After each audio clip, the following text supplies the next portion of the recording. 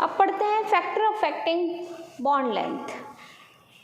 Bond length को प्रभावित करने वाले कारक, जैसे हमने बॉन्ड लेंथ पढ़ी, अब बॉन्ड लेंथ पे क्या क्या इफेक्ट पड़ सकता है, कौन कौन से कारक इसको प्रभावित करते हैं। पहला जो दिया है एटॉमिक साइज। अगर परमाणु का आकार बड़ा होगा तो जितना ज़्यादा बड़ा होगा तो जैसे यहाँ पर मैंने एक इस तरह के दो परमाणु बनाए हैं जिनकी बॉन्ड लेंथ ये है।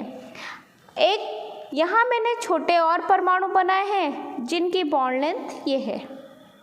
जब इनको हम नाभिक सहसंयोजक बॉन्ड बना के देखते हैं कि यहाँ पर छोटे परमाणु हैं, इनकी बॉन्ड लेंथ इस तरह से है और जो बड़े परमाणु हैं उनके बीच में जो बॉन्ड बन रहा है वो नाभिक और नाभिक के बीच में, ये देखिए। अब ये एक बॉन्ड लेंथ है और ये एक बॉन्ड लेंथ है। कौन सी बॉन्ड लेंथ बड़ी दिख रही है? जिसमें एटॉमिक साइज बड़ा है उसकी बॉन्ड लेंथ क्या होती जा रही है? बढ़ती जा रही है। अगर इन दोनों में से जो भी हमने बॉन्ड बनाया है उन बॉन्ड में से कोई एक भी, मतलब सहसंयोजक बंध जिसमें भी बन रहा है उसका एक भी एटम अगर बड़ा है तो उसका इफेक्ट भी पड़ सकता है बॉन्ड लेंथ पे। जैसे अगर मैं बोलूँ एक मैंने छोटी बॉल ली है, एक मैंने बड़ी बॉल ली है, अब मैं उन दोनों को दो एटम समझती हूँ और बीच की जो बॉन्ड लेंथ है उसको मेज़र करते हैं, तो उसकी बॉन्ड लेंथ एक हमने मेज़र करी और एक हमने दोनों ही बॉल कैसी ली है? बड़ी ली है, उसकी बॉन्ड लेंथ हमने मेज़र करी। तो क्या होगा, जो हमने बड़ी बॉल ली है, जो दो बड़े एटम्स लिए हैं, उनके नाभिक क्या होंगे? उनकी जो त्रिज्या होगी, परमाणु त्रिज्या, वो बड़ी होगी। जब उनकी परमाणु त्रिज्या और दोनों की परमाणु त्रिज्या को हम देख रहे हैं तो वो क्या होगी? उसकी बॉन्ड लेंथ भी बढ़ जाएगी। इसलिए जब परमाणु जो आकार है वो बढ़ता है तो बॉन्ड लेंथ भी बढ़ती है। तो क्या रिलेशन रहता है? Bond length is directly proportional to atomic size. जैसे जैसे आकार बढ़ता है बॉन्ड लेंथ भी बढ़ती जाती है। एक एग्जाम्पल लिखा है यहाँ पर HF, HCl, HBr और HI। ये हाइड्रोजन, मैंने एक एटम तो इसमें सेम लिया है, दूसरा एटम जो मैंने लिया है वो एक ही वर्ग का लिया है, हैलोजन वर्ग का। फ्लोरीन का आकार सबसे ऊपर क्या होता है? फ्लोरीन होता है। हम जब लिखते हैं फ्लोरीन, क्लोरीन, ब्रोमीन, आयोडीन, जब HF का बॉन्ड बनता है, HCl का बॉन्ड बनता है, HBr का और HI का, इसमें एक एटम की साइज तो क्या है? बराबर बराबर है इन सब में, लेकिन जो दूसरा एटम लिया है वो एटम की साइज बराबर नहीं है। सबसे ऊपर वर्ग में क्या आ रहा है? फ्लोरीन आ रहा है, इसलिए आकार सबसे छोटा, फिर बड़ा, फिर बड़ा, फिर बड़ा, तो आकार धीरे धीरे क्या होता जा रहा है? बढ़ता जा रहा है। तो जब HF की बॉन्ड लेंथ देखी तो HF की बॉन्ड लेंथ कैसी होनी चाहिए? HCl के कंपैरिजन छोटी होनी चाहिए। तो क्या रिलेशन हो गया? HF की बॉन्ड लेंथ क्या हो जाएगी? कम हो जाएगी। क्यों कम हुई? क्योंकि फ्लोरीन का आकार कैसा है? छोटा है। ऐसे ही Cl, हाइड्रोजन के तो सब में बराबर बराबर साइज है, लेकिन जो क्लोरीन है वो ब्रोमीन से आकार में छोटा है, इसलिए ये जो बॉन्ड लेंथ है वो HBr से कम होगी। इसी तरह से HI क्या हो जाएगा? सबसे बड़ी बॉन्ड लेंथ वाला हो जाएगा, क्योंकि इसमें जो I है, जो आयोडाइड एटम है, वो क्या है? बड़ी साइज का है, इसलिए इसकी बॉन्ड लेंथ सबसे ज़्यादा हो जाएगी। इसके बाद देखते हैं हम बॉन्ड ऑर्डर। बॉन्ड ऑर्डर जैसे बताया था कि बॉन्ड ऑर्डर क्या होती है? जो बंधक की संख्या होती है उसे हम क्या बोलते हैं?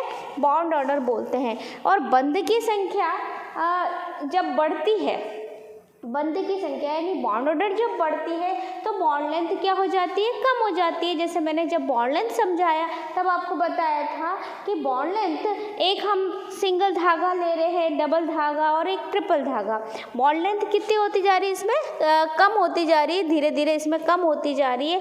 तो वो क्या हो गया? एक मजबूत बन गया। जब एक के ऊपर ट्रिपल बॉन्ड की बॉन्ड लेंथ क्या होती है? सबसे कम होती है। अगर हम तीनों में कंपेयर करें तो इसकी बॉन्ड लेंथ होती है एंगस्ट्रॉम में 1.54 एंगस्ट्रॉम, इसकी होती है 1.34 एंगस्ट्रॉम और इसकी होती है 1.20 एंगस्ट्रॉम। ओके, तो बॉन्ड लेंथ जो है यहाँ पर कार्बन कार्बन सिंगल बॉन्ड की बॉन्ड लेंथ कम होती है, डबल बॉन्ड की बॉन्ड लेंथ क्या होती है? इससे कम होती है और इससे कम ट्रिपल बॉन्ड की होती है। तो बॉन्ड ऑर्डर जितनी ज़्यादा बढ़ती है, बॉन्ड ऑर्डर यानी बंध की संख्या जितनी ज़्यादा बढ़ती है, वैसे वैसे इनकी बॉन्ड लेंथ क्या होती जाती है, कम होती जाती है। तो इन दोनों का रिलेशन क्या है, इन्वर्सली प्रोपोर्शनल। बॉन्ड लेंथ ज़्यादा होगी कब, जब बॉन्ड ऑर्डर कम होगी, जैसे इसकी ज़्यादा है और बॉन्ड ऑर्डर कम है। इसके बाद देखते हैं टाइप्स ऑफ हाइब्रिडाइजेशन, संकरण के प्रकार। संकरण हम आगे इस वाले वीडियो में देखेंगे कि क्या होता है संकरण। उसमें हम संकरण जब देखते हैं तो संकरण में कई प्रकार होते हैं। उसमें मैंने यहाँ पर जो एग्जांपल दिया है वो sp, sp2, sp3, जो मेनली हम कार्बनिक यौगिक पढ़ते हैं उसमें इजी रहता है। कार्बन, जैसे कार्बन कार्बन के बीच में डबल बॉन्ड है, सिंगल बॉन्ड है। तो यहाँ पर CH का बताया है कि कार्बन और हाइड्रोजन के बीच में जो बॉन्ड है वो यहाँ पर जो कार्बन है वो कार्बन की संकरित अवस्था है sp3, sp2 और sp। जब हम संकरण पढ़ेंगे तब वहाँ पे मालूम पड़ेगा कि sp3 संकरण वाले जो होते हैं उसमें बॉन्ड होता है सिंगल, यानी कि 4 सिग्मा बॉन्ड होते हैं। इसमें 4 सिग्मा बॉन्ड होते हैं, बॉन्ड होता है सिंगल। इसमें एक जगह पर डबल बॉन्ड आता है, यानी कि पाई बॉन्ड की प्रेजेंस आती है, और इसमें 2 पाई बॉन्ड की प्रेजेंस आती है, इसमें 1 पाई बॉन्ड की प्रेजेंस आती है, और इसमें एक भी पाई बॉन्ड नहीं होते। ये हम संकरण में देखेंगे। तो sp3 संकरण जो है, संकरण यहाँ पर sp2 और यहाँ sp। तो जैसे जैसे जो मैंने बताया कि 2 पाई बंध इसमें sp संकरण में आते हैं।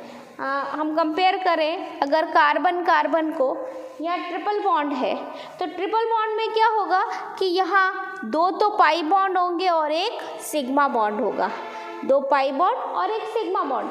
इसमें संकरण होता है sp, और जब कार्बन कार्बन के बीच में डबल बॉन्ड होता है, यानी कि 1 पाई और 1 सिग्मा बॉन्ड होता है, तब यहाँ पे संकरण होता है sp2। और इसी तरह से जब एक भी पाई बॉन्ड नहीं होता है तो संकरण होता है sp3। ये कार्बनिक यौगिक में देखा है जो हाइड्रोकार्बन श्रेणी हम पढ़ते हैं। तो यहाँ पर जो 2 पाई बॉन्ड दिख रहे हैं वो किस में दिख रहे हैं हमको, यहाँ पर ट्रिपल बॉन्ड। ट्रिपल बॉन्ड यानी बॉन्ड ऑर्डर कितनी हो गई, 3 हो गई। तो ट्रिपल बॉन्ड में जहाँ पर पाई बॉन्ड कितने हैं, 2 हैं, तो वहाँ sp संकरण जब होगा तो हम इसको कंपेयर कर सकते हैं। अभी हमने बॉन्ड ऑर्डर के अकॉर्डिंग इसको समझा था। तो बॉन्ड ऑर्डर के अकॉर्डिंग जब हमको इसमें समझा था हमने, तो यहाँ पर देखिए बॉन्ड ऑर्डर यहाँ पे 3 थी, तो इसकी बॉन्ड लेंथ कैसी थी, कम थी। यानी जब संकरण कम होता है तो बॉन्ड लेंथ कैसी हो जाती है, उसकी कम हो जाती है। संकरण यहाँ पर, अब संकरण इन तीनों में कंपेयर करते हैं कि संकरण, अब संकरण में हम तीनों में देखते हैं, इसमें जो हमको दिखाई दे रहा है वो S लक्षण क्या है, कम है। ठीक है, S लक्षण क्या है, यहाँ पर कम है। इसमें देखते हैं sp2 में कैसे कम है, इसको समझते हैं। S लक्षण क्या है, S लक्षण से क्या मतलब है कि ये जो संकरण है, इन संकरण में हम तीनों को, जो मैंने यहाँ 3 संकरण लिखे हैं, sp3 संकरण, sp2 संकरण, देन sp संकरण, इन तीनों में हम S लक्षण मेज़र करते हैं।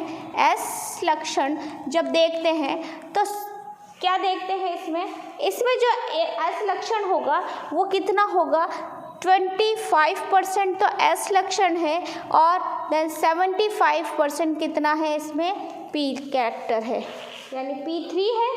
तो ये अगर हम 100% मानते हैं तो ये क्या हो गया इसका 25, और ये कितना हो जाएगा 75%। इसके लिए हम देखते हैं S लक्षण, यहाँ पर क्या है 33 समथिंग आ रहा है, 33.3 थी, और यहाँ आ जाएगा 66.66 समथिंग कुछ आएगा। ठीक है, यहाँ पर इस तरह से S लक्षण, अब धीरे धीरे आप देख रहे हैं यहाँ 25 था, यहाँ S लक्षण कितना हो गया 33 के करीब हो गया। यहाँ पर हो जाता है 50%, 50% S हो जाता है और 50% ही P लक्षण हो जाता है।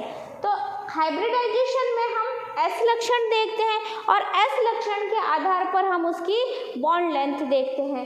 S लक्षण जितना ज़्यादा हो रहा है, यहाँ पर S लक्षण हमको सबसे ज़्यादा दिखाई दे रहा है, तो एस लक्षण जितना ज़्यादा हुआ वहाँ पे अट्रैक्शन ज़्यादा होगा और बॉन्ड लेंथ कैसी हो जाएगी, कम हो जाएगी। अट्रैक्शन ज़्यादा होने से जो एटम्स है वो एटम क्या हो जाएंगे, पास पास आने लग जाएंगे और वहाँ पे जब पास पास आएंगे तो उसकी बॉन्ड लेंथ कैसी हो जाएगी, कम हो जाएगी।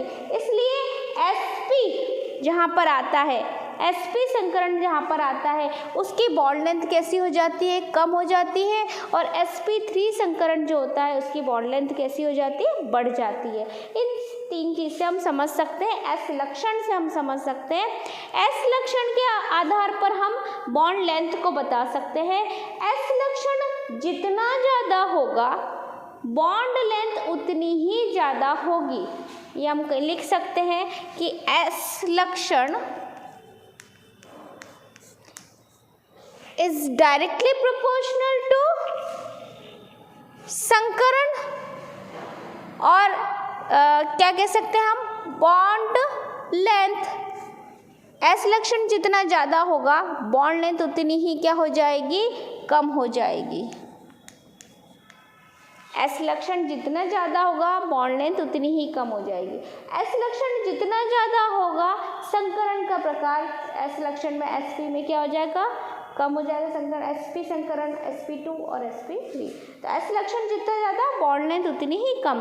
तो हम इस संकरण में देख सकते हैं पहले एस लक्षण और उस एस लक्षण के आधार पे हम क्या बता सकते हैं, बॉन्ड लेंथ। एक बार फिर से देख लेते हैं कि जब हम इसको 100% मानते हैं इसमें तो 25% हमको क्या दिखाई दे रहा है, एस दिखाई दे रहा है इसमें और p3 इसके 4 भाग करते हैं, 4 संकरित कक्षक है इसमें, तो एक भाग तो हमको s का दिखाई दे रहा है और 3 भाग किसके दिखाई दे रहे हैं, p के दिखाई दे रहे हैं। इसलिए यहाँ पर s लक्षण क्या हो गया 25% और p लक्षण हो गया 75%। इसी तरह से यहाँ पर s लक्षण इसके कंपैरिजन थोड़ा सा बढ़ गया, यहाँ पर क्या हो जाता है 33% और यहाँ p हो जाता है और ऐसे ही s लक्षण sp में कितना हो जाता है 50% ना।